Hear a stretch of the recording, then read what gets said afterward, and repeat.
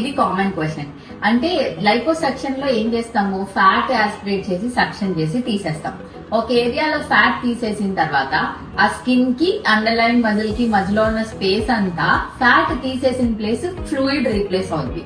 So వాళ్ళు immediate గా weight check చేసుకుంటే మేబీ కొంచెం వెయిట్ పెరిగినట్టు కూడా అనిపించవచ్చు. ఎందుకంటే మన బాడీ రియాక్షన్ వల్ల ఎడిమా వస్తుంది, ఇంకోటి ఫ్యాట్ తీసేసిన చోట ఫ్లూయిడ్ అక్యుములేట్ అవుతుంది, దాని వల్ల కూడా వెయిట్ గెయిన్ అనిపిస్తుంది.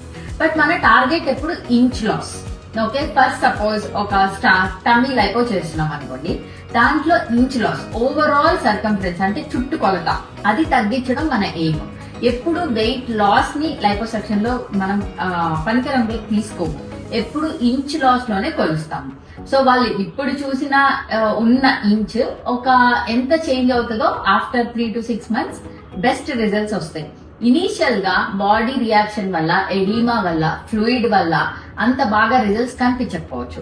బట్ విత్ టైం బాడీలో ఎడీమా తగ్గిపోయి ఫ్లూయిడ్ తగ్గిపోయిన తర్వాత రిజల్ట్స్ చాలా బాగుంటాయి. ఆ ఇంచ్ లాస్ అనేది ఖచ్చితంగా కనిపిస్తుంది.